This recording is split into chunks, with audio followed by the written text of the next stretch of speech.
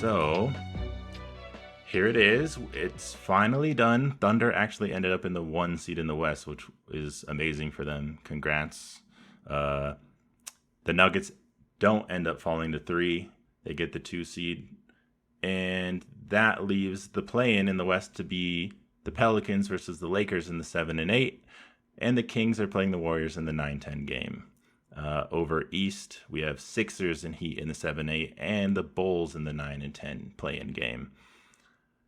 What are you excited for just looking at this initially? Well, I just wanted to comment on overall this last day, this game 82 of regular season basketball, because I think at the beginning of the day, 15 of 20 seeds were still in flux across the two conferences. That's seeds that are playoff related. Obviously, there's some shenanigans going on with the tanking teams, but 15 out of the 20 teams that you see here were still in flux with respect to their seeding. Um, I wanted to thank the Knicks and the Bulls for giving us a real Yeah, thriller. the only game that Uh, was interesting. The rest were huge blowouts in the early window. Actually, that's very true. So Knicks and Bulls went to OT, and it was the Bulls' 11th overtime game of the season, which leads the league by far. Um, and yeah, I just wanted to give a shout out in general to the Chicago Bulls. A lot of people, um, especially Bulls fans, understandably, hate how mid this team is and has been. But throughout this particular season, I think they have made a lot of games close that shouldn't have been close, and then pulled off crazy upsets in the clutch. Part of the reason that I think DeMar DeRozan is the favorite for clutch player of the year, although he did miss an opportunity for a game winner against the Knicks today.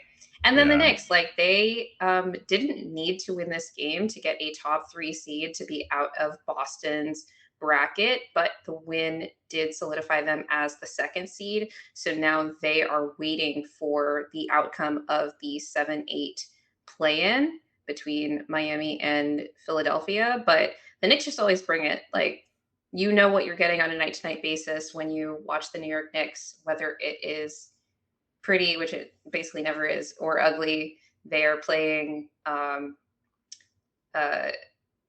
the kind of basketball that lots of people will enjoy if they enjoy rock fight basketball. hmm, Even in game 82 against the Chicago Bulls, when they don't need it to be a top seed. And Jalen Brunson is a big part of a big reason that they're able to stay so consistent, particularly on the offensive end, because they are a good defensive team. But man, those games get really ugly offensively when there's just the one guy on the floor who can create. And yet, Jalen Brunson has been able to float that 33rd overall pick in his draft in, I believe, 2018. And I think he's going to get some MVP votes this year. I don't think he's going to win, but I think yeah, he is definitely going to garner some fourth and maybe fifth and maybe fourth place yeah. votes on uh, regular season MVP ballots because he has floated a team that has had, I think, I would give them top or bottom three, I guess, injury luck this season. You put obviously the Memphis Grizzlies in there and the Yeah, the Sixers. Sixers. But Poor Sixers. the Knicks are a two seed right now, despite missing Yeah, multiple starters for most of the season. I And think also thanks to the Bucks though a little bit. I'm gonna give the Bucks a little credit yes, yes, go ahead. for tanking on. No, sorry, I didn't mean the word tanking. Yeah. Oh, yeah. Giannis got hurt, I guess. So Yes, Giannis yes, got hurt, and the Bucks got run out of the gym by the Orlando Magic. Thankfully, I think the Bucks were trying to win that game. To be clear, yeah, they were that was ahead the game I early. was watching this morning. Yeah, they were ahead, and I was envisioning the Magic plummeting all the way to I don't even know where at that point. There were so many They would have been a scenarios going play-in on. team, Yeah, for so sure. they were fighting for their playoff lives. But they did it, and I think people were debating during the game, like Stephen A. Smith was coming on the next game, like, well, I would rather have home court, so let's try to get, the 2 seed. And but he liked the Pacers matchup at 3 if it held. The Knicks at, or sorry, the Pacers at 6, Knicks at 3. But now we have Bucks Pacers, so I think, Now we get the matchup that we have all, as a collective on NBA Twitter, been wanting since the in-season tournament run, really, where the Pacers basically dog walked the Bucks in 4 out of 5 matchups this year. And yeah. in that fifth matchup, Giannis had a career high 64 points and had a little drama with Game Ball Gate Game that Ball. maybe betrayed some just like weird vibes and energy with the locker room on that team. So maybe that also should have Yeah. been a red flag. The Bucks have had so many different red flags throughout the season. Was there even Um, a rivalry this season that rivaled mhm. Bucks Pacers? I feel like the most drama happened between them with the Dame time. You know, Hallie did I the Dame think time. I think that Thunder Wolves had the potential to be. Um, Although if we have our way, that they wouldn't even see each other in the playoffs. But those games were pretty intense.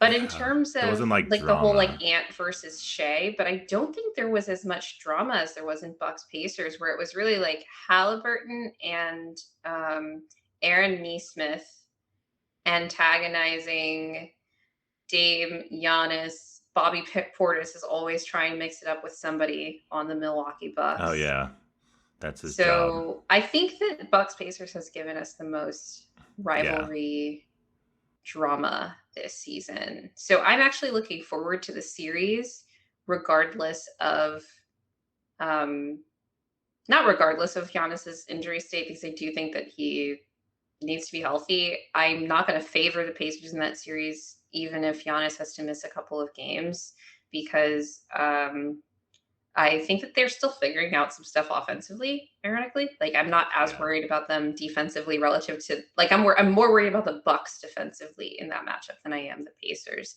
yeah. Um, but I think I don't think it's going to be a short series, even if Giannis is fully healthy for the whole thing. It is kind of interesting that if Giannis misses a couple of games and he comes back and they're in a deficit, I still think the Bucks could win that series.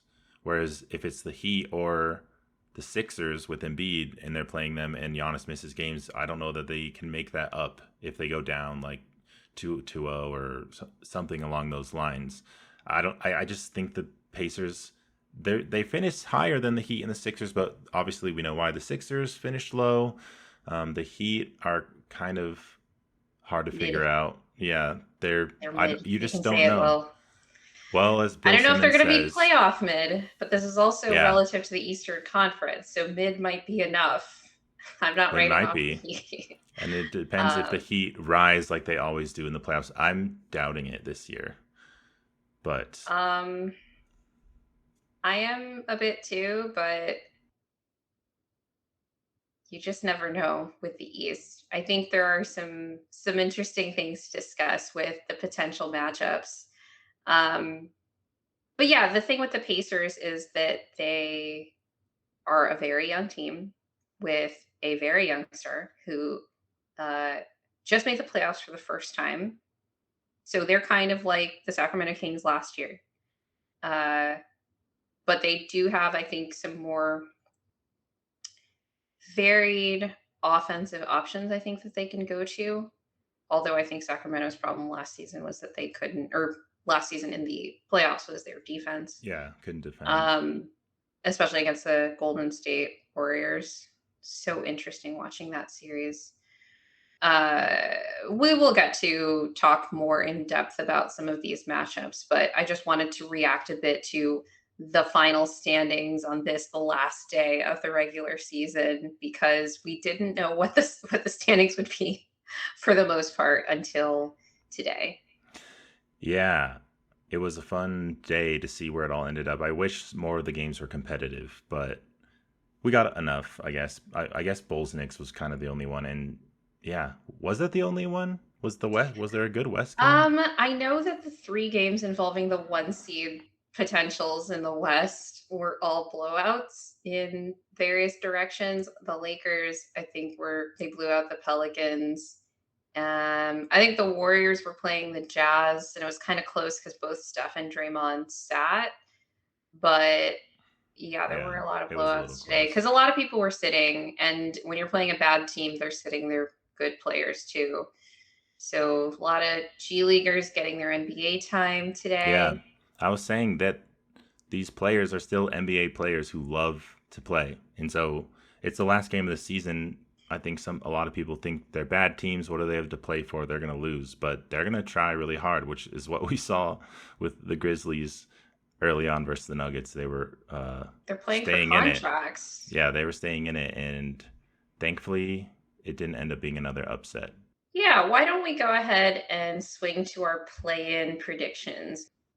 In the 9-10 game in the East, it's Hawks Bulls, and I'm going to pick the Bulls to win that one and placing the Hawks at 10 because I didn't even know that the Hawks were even in the mix for any of this until like Who 10 did you minutes before think was this. the 10th seed in the East?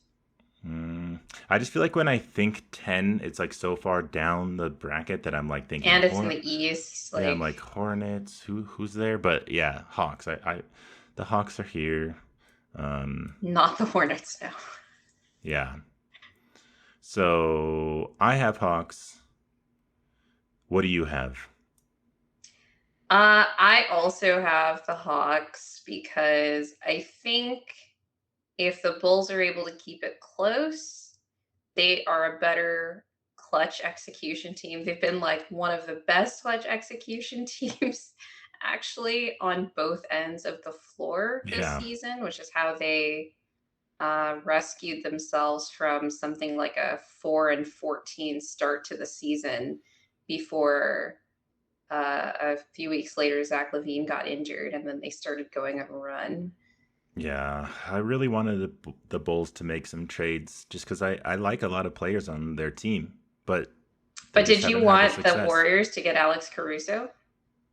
No, absolutely not. But I didn't think they would, and they I was didn't. more grateful that the Bulls didn't make any trades because I knew we weren't going to get any of those players, and I didn't Yeah, want anyone else to have them.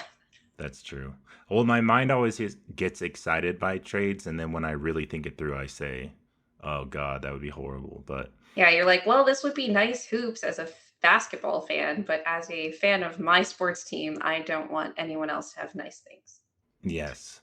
So that brings us then to who will win the 7 and 8 game between the Sixers and Heat.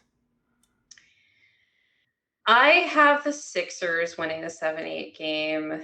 I think that Joel is going to have enough time to recuperate, to be able to at least be conditioned enough to play the Heat well for one game.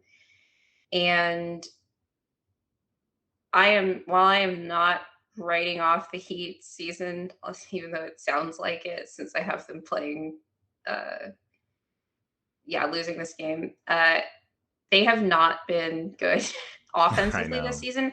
And one of the things they really do struggle with is size on the interior. Yeah. Offensively, none of them are really great finishing around the rim. And Jimmy's mid range touch hasn't been quite there this season. Yeah. Bam is getting Not a as lot good more as last season. touches. Yeah. Bam is getting a lot more touches. And I'm not sure if part of that is so that to maybe discourage teams from funneling the ball into his hands, but he hasn't been efficient enough in any way for me to uh, see other teams changing their strategy against the Heat in that sense. And Duncan Robinson has been out a couple games with some back spasms, and he is really like their X Factor. best offensive player on a lot of nights, unfortunately, and second Yeah. best offensive player when Jimmy can kind of get it I get can't it believe going. how good he's kind of been this year because There were times where people Yeah. were writing him off completely, but he definitely has had a bit of a resurgence. He's been a lot better defensively since the playoffs last year anyway. That was a Yeah. large part of the reason that he had been out of the rotation for some time before Tyler Hero got hurt last year's playoffs. But the shooting was great, and he has developed as a playmaker. And his two-man game with Bam really opened up a lot of things for the Heat that haven't really been there since Terry Rozier kind of took over as at that lead guard spot. They're still figuring out kinks with the Rozier Tyler Hero backcourt, and I'm not even talking defensively, just offensively. I don't really know what's going on with that team. Who knows?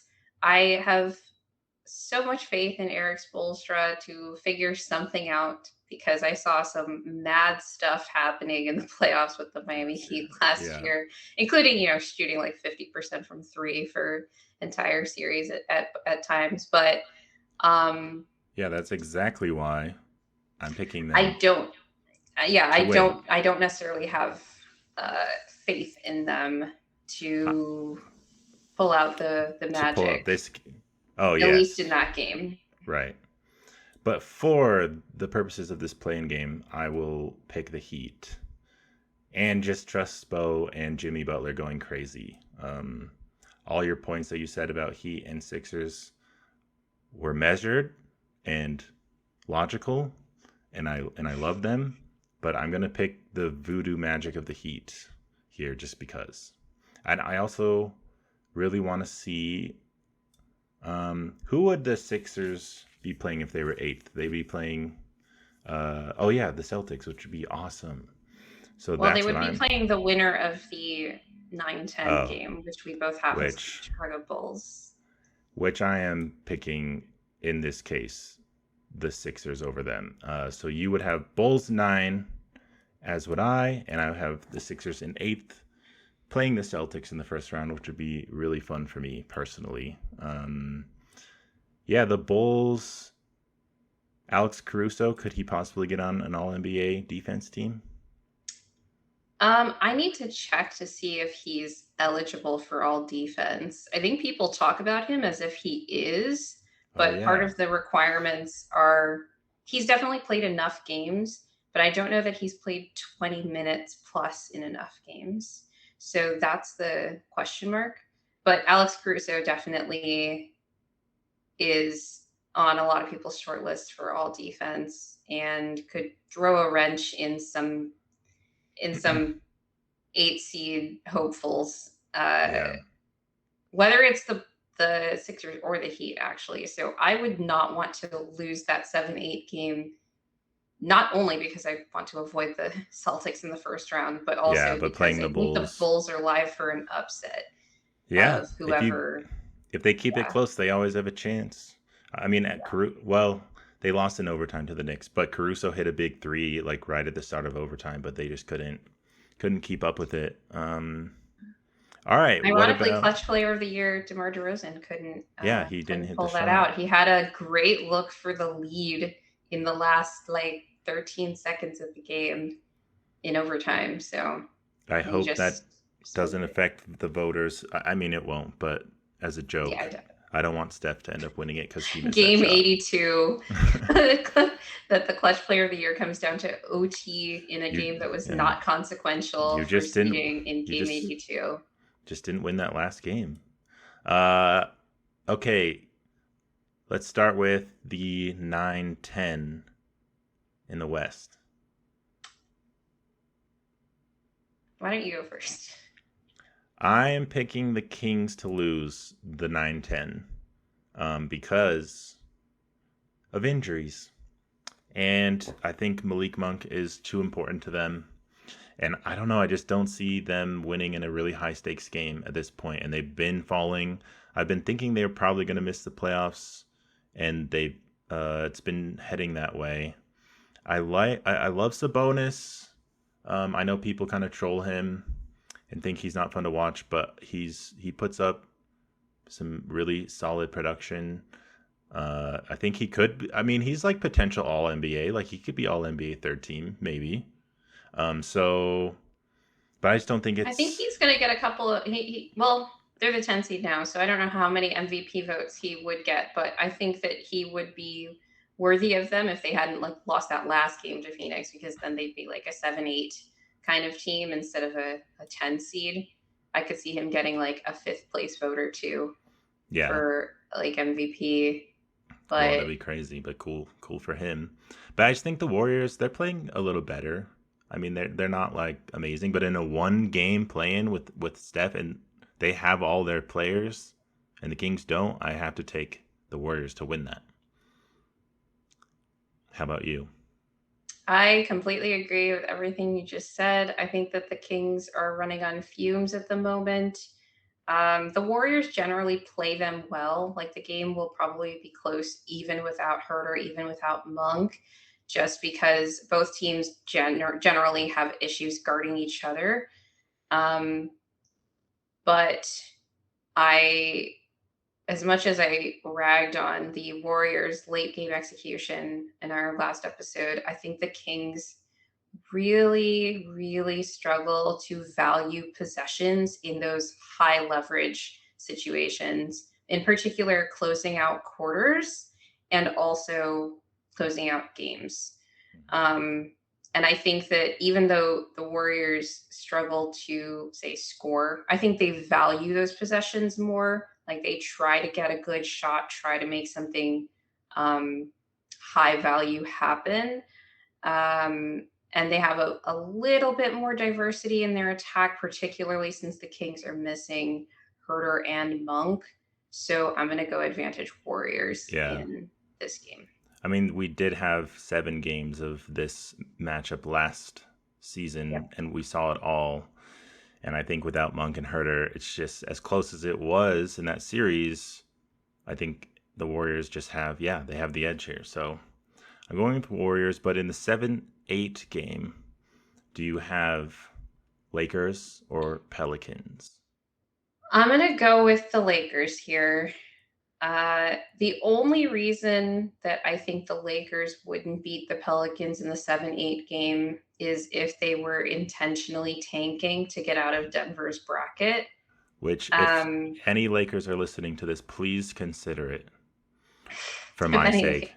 I don't think they will. I don't. I think the Lakers are. yeah. I think LeBron's like, give me the Nuggets now. Like, I don't care. Like, let's just see it. Like, I'd rather do it I don't now know that than. LeBron's like, give me the Nuggets now. He just started a podcast a few weeks ago because I think he thought their season was cooked. That's what I'm Um, saying. He's I like, let me see it now, and I can go home early and do my podcast. no, right. You know.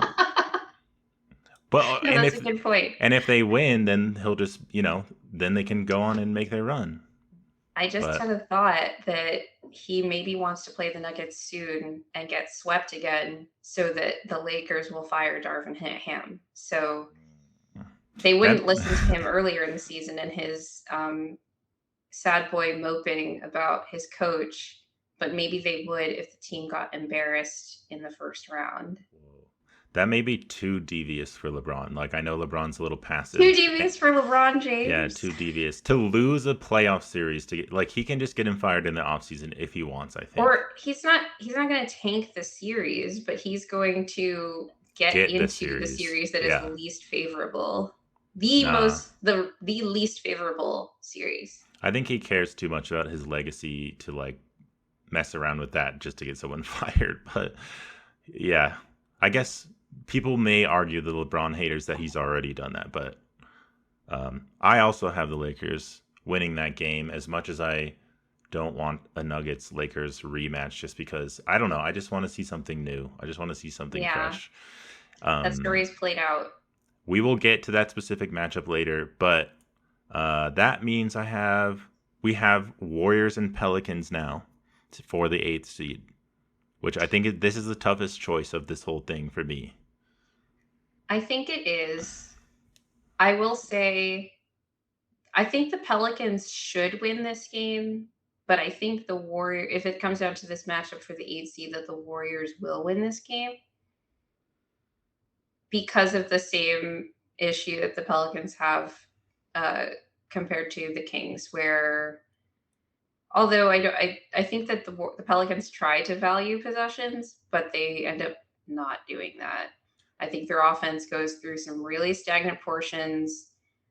The Warriors have nothing for Zion and probably nothing for Brandon Ingram now that he's back. But I don't think that the Pelicans execute well down the stretch. So if the Warriors can keep it close, they can really turn the heat up on New Orleans and force some mistakes and get out and do it. And we've seen the Pelicans go on some really strong runs throughout the season, but we've also seen Yeah. them crumble in some big spots. The most notable of which was the IST game in the semifinals against the Lakers. That was kind of a turning point for their season because they started playing really well after that, but they got blown out by like 40 some points Yeah. against the And, Lakers and then the on game today, too. It's another national Lakers TV. And Pelican. then, another Lakers game. And this game was for the 6th seed. It was a big high pressure moment. And yeah, And they got worked. actually, I think they played the Lakers a couple of weeks ago when they were in that position where they were kind of within a game or two of the Clippers in the 4 seed. So they were 5 and they had an opportunity to move up. And one of the losses in the following stretch was against the Lakers, who had really been middling in until that point. And I don't remember which it was, but the Lakers were missing either LeBron or AD in that game.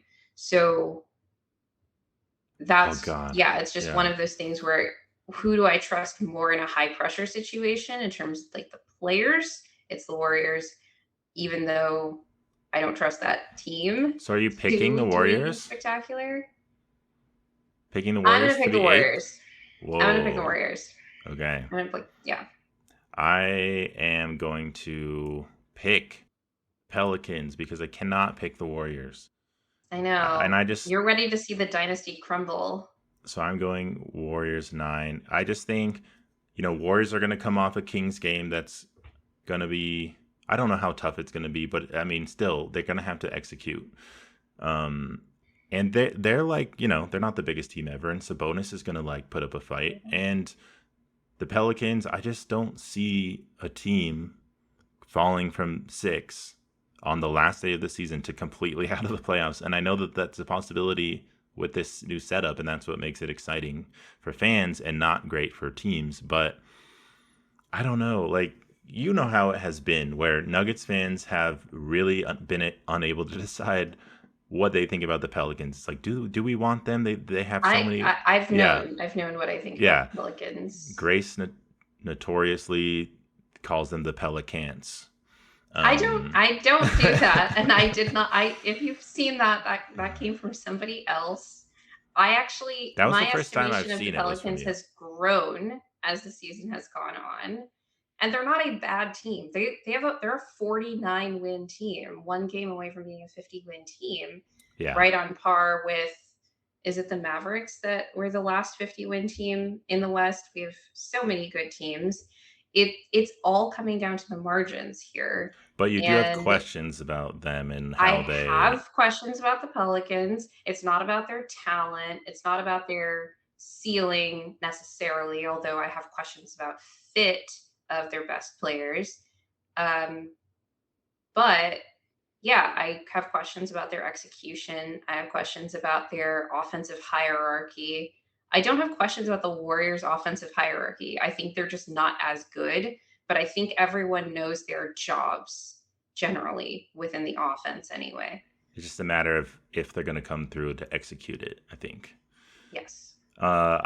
This is kind of a win-win for me because if the Warriors do win this game and get to the 8 seed, I would actually really like to see OKC and the Warriors play in a series, just because it's kind of like the exact question we all have with the Thunder, where it's like, we were just hearing LeBron talk on his podcast about how the Warriors are always going to be relevant because they put you in uncomfortable positions, and it takes reps and reps and reps to be able to defend them. And the reps are not what the Thunder have right now. They have 0 reps. So, well, they played the Warriors 4 times this season, and I think in a series you'll have more opportunities to coach to tendencies and what teams are trying to get to. So you're a little bit more dialed in on that end.